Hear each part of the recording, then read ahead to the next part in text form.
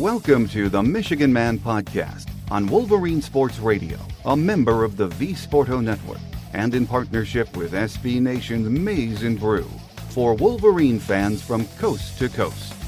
Go Blue and welcome to the show. I'm your host, Mike Fitzpatrick. As you can probably tell, I'm fighting off my first official cold of the season and just got my voice back the other day, so we will keep it a bit shorter today for you. Joining us to talk Michigan hoops is beat writer Andrew Kahn from MLive. First, some news and notes to get us rolling. Tonight we have Purdue at home, then Ohio State pays a visit on Saturday to Chrysler. Then we head out next week to Iowa and Wisconsin. We are 6-5 in the Big Ten now with 9 games left. According to Jerry Palm and other analysts, we need to end up at least 4 games over 500, which would be a record of 17-13 if we hope to get an at-large bid in the NCAA tournament. It seems like a long shot right now, but it is doable. My guest today says if you look at the offensive numbers of this Michigan team, they really aren't that bad. Inconsistent, yes. The defense, on the other hand, is ranked as one of the worst in college basketball this season. He says that needs to change if Michigan has any chance of making a run at the NCAA tournament. With us next is beat writer Andrew Kahn from MLive. So stay with us.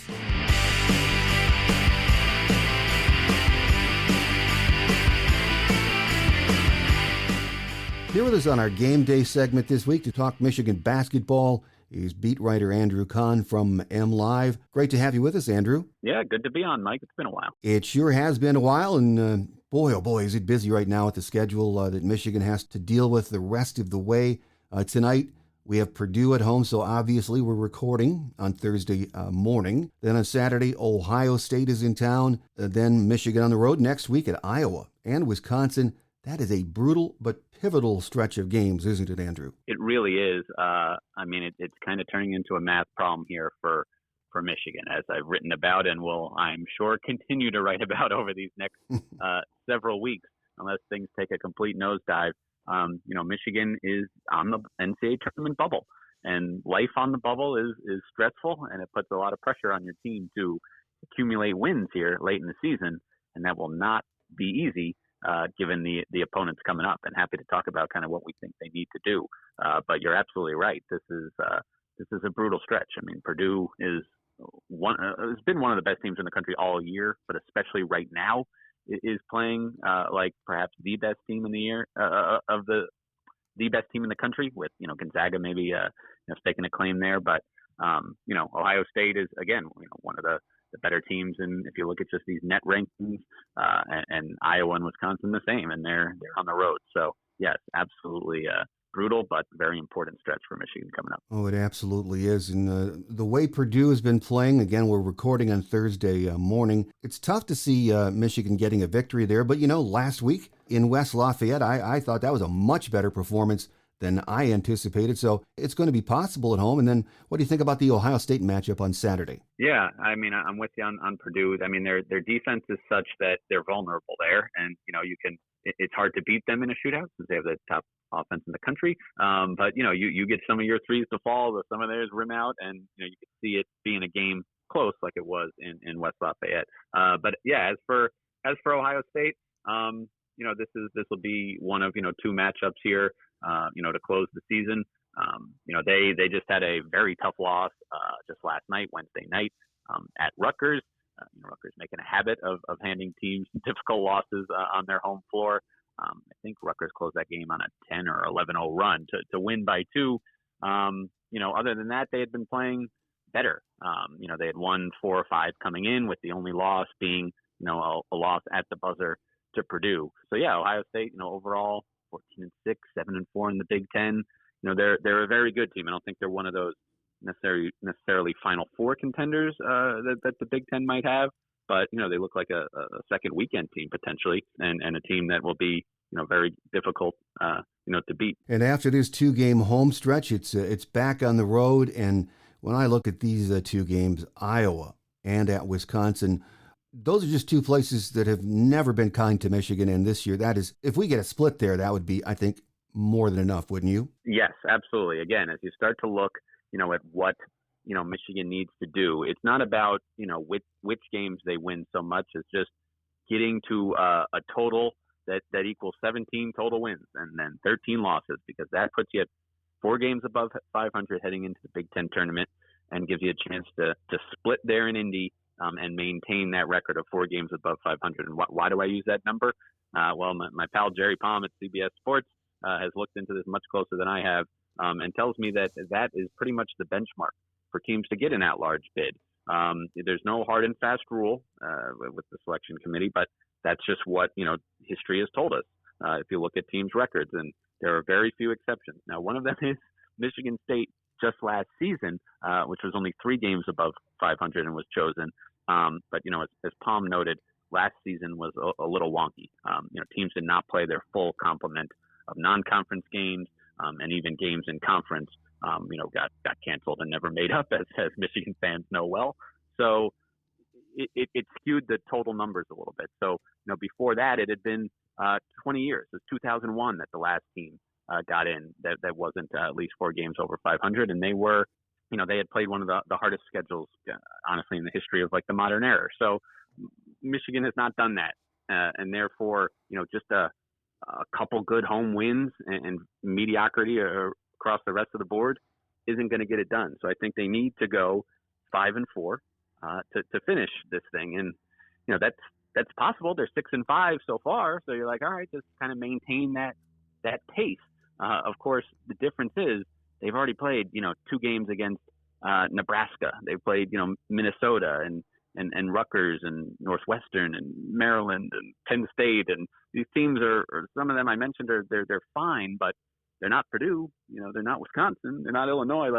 The competition really ramps up here. It's pretty much Rutgers at home and then just a gauntlet for Michigan. So every single team, I mentioned the NCAA's net ranking. You got Rutgers at 91. Everybody else, the remaining schedules in the top 27. Everyone else is in the top 20, in fact, except for Michigan State, which is the team that's fallen to 27 with their recent poor stretch. So this is a tough task, but they can do it. I don't think it's about necessarily getting this one or that one. It's about just getting that total up to 5-4 to be therefore 11-9 in the Big Ten. Absolutely doable. You're right, Andrew. But for most of the year, this has been a team that has struggled for consistency on both ends of the floor. To be quite honest, very hard to watch on the offensive end a lot of the time. What does this team, or what can they change at this point in the season that's going to help them pick up these wins? That is the thing, Mike. They need to play better than they've been playing. So we can talk about how it's doable, but given what we've seen so far, how likely is it? I don't know. I'm with you on the offense being at times, difficult to watch, as you said. It's not that free flowing ball movement that we've saw from last year's team, for example. But overall, the numbers, if you look deep into it, offensively have been okay. Mm-hmm. Their efficiency is 3rd best in the conference. It's top 25 overall when adjusted for competition. Citing KenPom.com for those numbers. It's the defense that's been the problem, more near the bottom of the Big Ten and in the hundreds nationally, and that's really what's been the problem is getting consistent stops when they need it. As much as the 3-point shooting has gone up and down, overall it's a decent number, and they have one of the best scorers in the country in Hunter Dickinson, who is contributing to some of their the games they shoot well from 3. He's often a part of it, and obviously we know what he can do inside. So at the end of the day, they still find ways to score enough to be a good team, certainly an NCAA tournament team. It's getting stopped. So I think that's the key is improving on defense and playing more like they played for those final 24 minutes against Penn State, as ugly as it was on both sides, than it is playing, what you saw from the first 16 minutes when it was wide open threes and blow-bys for layups from Penn State. So, yeah, I think, you saw them make steps in those areas during their win streak. That's what they all said, was that it was all about, turning defense into offense and making things easier on their offense. So that's what they're going to need to do. But, this isn't the NBA. You can't go out and make trades. They're stuck with who they got, for better or worse. And I think that's what it's going to take. It's just a better effort and execution, for 40 minutes on that side of the ball, to turn things around. Oh, absolutely. And as you mentioned, the defense dropped to 111th in adjusted defensive efficiency after that Penn State game. And when you look at that schedule of 5 ranked teams coming up in the next 3 weeks, wow. That is, you're right. You look at the offensive numbers, they really aren't that bad. Consistency is the problem on offense, it seems, too. But the defense, the effort just has to ramp up. It does. And, I mean, I don't know how you do that. I mean, I got an email from a reader recently talking about, their toughness. They just didn't see it in stretches against Penn State and, in stretches all season. And it's a hard thing to quantify, I guess. But I don't know. It's kind of the number one question for this team, given that they were ranked number 6 in the preseason, picked to win, the Big Ten, or at least, tie with Purdue, one of the national championship front runners, per the odds out in Vegas. Like it just hasn't happened. And I think just a major reason for that is, kind of overlooking who they lost. If you just look at what's happening at the professional ranks, you kind of see Wolverines doing good things all over the place. Potential rookie of the year in Franz Wagner. Even a guy down like Shawnee Brown, who's in the G League, but lighting it up. And you're like, wow, he was quite the sixth man. And Michigan's bench has been struggling. So it's like all these pieces that they had last year. The new faces haven't exactly replicated that, and it's no knock on them. In some cases many cases they're freshmen. In others, you've got a Devontae Jones who's a graduate transfer who's been, I think, I've been less critical of him than many. I think he's been serviceable there, but he's not someone who's gonna carry your team to victories. And at times, unfortunately, that's kind of what they've needed from the point guard spot, or at least a second banana to Hunter Dickinson. So yeah, there's a lot of reasons, none of them easy answers for why this team has struggled, but they certainly have not met expectations. Of course, there's a chance to turn that around here in these next few weeks. Well, there absolutely is. And, at this stage of the season, you may as well say we're almost in mid-February, so teams can get hot. There's no doubt about it. But usually a team is what it is for the most part by this time of the season. Taking that into account, it's hard to see this Michigan team getting into the big dance right now, isn't it? It is. I mean, just because of what I said of what I think they need to do. Like, if you start ranking, like, which are the easiest games on the schedule left. I mean, Rutgers, I think, is like the unanimous choice for easiest. But like when you start talking about what's next after that, I mean, okay, Iowa at home or Michigan State at home. I guess if you go by the net, like those aren't easy games. If you're talking about Michigan State, it's your second easiest game left. That's problematic. So yeah, but then at the other end, it's like, all right, the hardest is, I don't know, one of these road games here, Ohio State or Wisconsin, like talent-wise, I think Michigan can hang with them. So I don't know if you want to use, whether you want to use Michigan State, as I mentioned last year, as a case of look what can happen. You really don't need to be great. You just need to pick up some big wins like Michigan State did, beating Michigan to close the regular season. Or you want to point to the Michigan team of 2016-17 that was 4-6 in the Big Ten at one point and got super hot. And of course they earned the automatic bid by winning the Big Ten tournament. But yeah, that team got much better in basically this time and turn things around. Now just Michigan have that player, that guard, like that team did, Derek Walton Jr., that really did put the team on his back and could make 3-pointers off the dribble and get his teammates involved and all that. Like I don't know if I don't think Devontae Jones is that guy. I don't think Eli Brooks is that guy. They're both very good players, but not sure they're at that level. So is it just getting even more from Hunter Dickinson then? How much more can he give you? I don't know. So, I mean, these questions we're asking, they need to be answered by someone on this roster or someone to actually make it happen and get an NCAA tournament bid. Well, final question before we let you get away, Andrew. The preseason expectations for Michigan were, of course, very high. I think number 4 it was maybe the highest they were ranked in those preseason magazines. And we know that's unrealistic before you even play a game. Still, do you think not making the NCAA tournament with this great class and what we had returning is a step backwards, a huge step backwards for the program? It's a step backwards for sure. Again, those preseason rankings, and I'm one of the dopes who voted them, in the top 5, I think, in my preseason AP poll. They're based on the previous year. I mean, let's be honest. We can all try to assess what the freshmen will do and what transfers will do and all this, but it's a new team every year, especially for Michigan here. But yeah, I mean, I think it's more just about where the program has been. Now, we don't know exactly what would have happened, of course, in that 2020 season when, the postseason was canceled, but they were trending towards, a pretty safe inclusion in the field, at least. And then obviously, Big Ten champs and Elite Eight last year. And you go back to the Beeline years with, just 3 Sweet 16s in a row, including a national championship appearance. Like, yes, it would be a step back. But, you've got these highly touted freshmen that are here now that, if they stay, they're sophomores next year with another good class coming in. There's room to build on what you did this year, even if it was a disappointment. So, you hope it would be just, yes, one step back to then get right back to kind of where you were, next year. But no doubt it would be a disappointment. Forget what those outside the program thought they could do. Inside the program, they were talking, national championship, Big Ten championship as well. So absolutely, it would be disappointing if they failed to even qualify for the postseason tournament. Oh, absolutely. They have a lot of opportunities, and those start this week at home, and then on the road next week with Wisconsin, Iowa, yeah.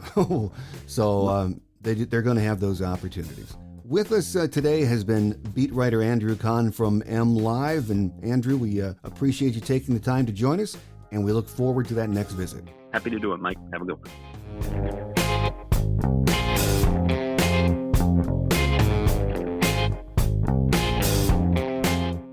On Quick Hits today, the new defensive coordinator for Michigan will be Jesse Minter, who held the same position at Vanderbilt last year. He was also on the Ravens staff several years ago, so Jim named him the new DC on Wednesday. He also named co-offensive coordinators Matt Weiss and Sharon Moore, and they will take the place of Gaddis, who of course left last week. Coach Kim Barnes-Arico and the number 4 ranked Wolverines will be in East Lansing to take on the Spartans tonight, Thursday night. Then up to Evanston on Sunday to play Northwestern. We are 20-2 overall, 11-1 in Big Ten play. Hockey has a huge weekend series with the Spartans on tap. Friday evening, we hook up at Yost. Then Saturday, the action shifts to the LCA for the Duel in the D. It is a pivotal weekend as we trail Ohio State by 3 points in the standings. Coach Mel Pearson's team is 21-7-1 overall, 12-6 in Big Ten action. Number 3 ranked wrestling, 9-1, 4-1 in the Big Ten, will wrap up the Big Ten Conference portion of its schedule with 2 meets this weekend. The Wolverines will travel to Bloomington to take on Indiana at 7 p.m. on Friday, before hosting number 14 Michigan State at noon on Sunday at Cliff Keen Arena. Both duels will be streamed live on Big Ten+. Number 16 ranked softball will return to the annual USF Rawlings Invitational this weekend in Tampa, Florida, to kick off its 45th season of play. After a season of conference-only play last year, the Wolverines will open up against 4 non-conference opponents, facing Kansas at 10 a.m. and Illinois State at 12:30 p.m. on Friday, continuing against number 6 Florida, 1 p.m., and host South Florida at 3:30 p.m. on Saturday, and wrapping up with a 9:30 a.m. game on Sunday against Kansas City. All games will be held at U.S. Softball Stadium. Baseball swings back into action next weekend in the College Baseball Showdown in Arlington, Texas. So it's great to have softball and baseball back. That does it for another busy week on the Michigan athletics scene. Thanks for joining us. I'm your host, Mike Fitzpatrick. Have a great Wolverine weekend, everyone. Until we meet again, take care, and as always, go blue. Thanks for joining us today on The Michigan Man, here on Wolverine Sports Radio, a member of the V Sporto Network, and in partnership with SB Nation's Maize and Brew. Our listener lines are open 24/7 for your calls at 313-263-4842. That's 313-263-4842. Or email us at themichiganmanpodcast@yahoo.com. That's themichiganmanpodcast@yahoo.com. The Michigan Man Podcast is produced at the studios of Robin Lynn Productions, Allen Park, Michigan, and is not affiliated with the University of Michigan. Go Blue!